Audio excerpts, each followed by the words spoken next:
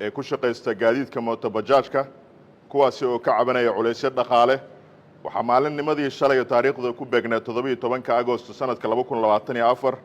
kulan degdeg ah isugu yimid madaxda wasaaradda gaadiidka iyo duulista hawada maamulka gobolka Banaadir wasaaradda maaliyadda wasaaradda amniga taliska qaybta guud ee booliska gobolka Banaadir iyo taliska qaybta ilaalada nabadgelyada wadooyinka ee traafiko waxaana shirkaasi gudoomiyay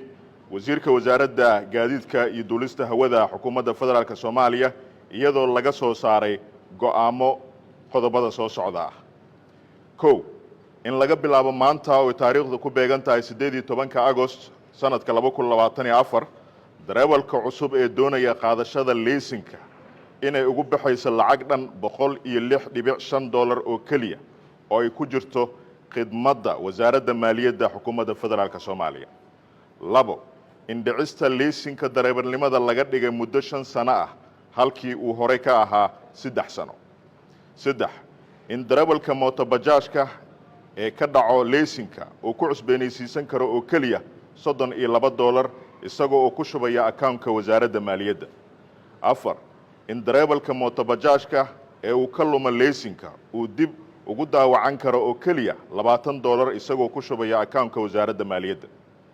5 in darawalka mootobajaajka aan jidadka loogu qaadi karin lacago sharci darro ah lana cadaadin karin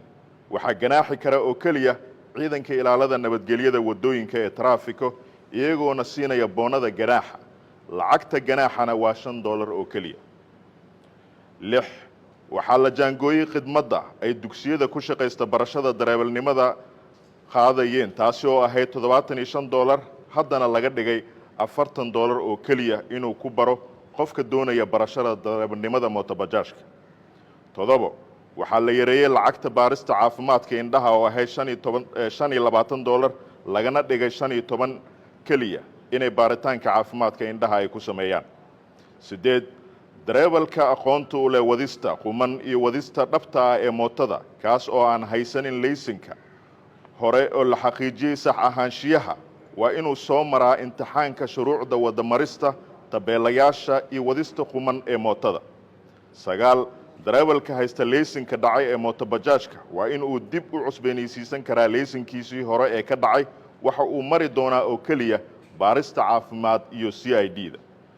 10 darawalka uu ka lumay laysanka mootada waa inuu maraa habraaca baafinta laysanka haddii uu dib u heli waayana waa inuu codsadaa dib u daawicidda laysanka isagoo aan maraynin habraaca darawalka cusub lagana qaadaynin wax imtixaan ah.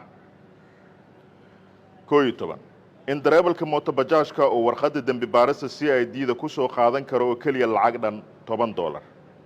12 maadaama darawaliinta mootobajaajka loo fududeeyay habraaca qaadashada laysanka isla markaana culaysyadii dhaqaale ee tabashada ahaa laga joojiyay ma laga aqbali doono in lagu xadgudbo habraaca iyo shuruucda laysan qaadashada iyo wadista mootobajaajka ciddii ku xadgudubtana waxay la kulmaysaa ganaax.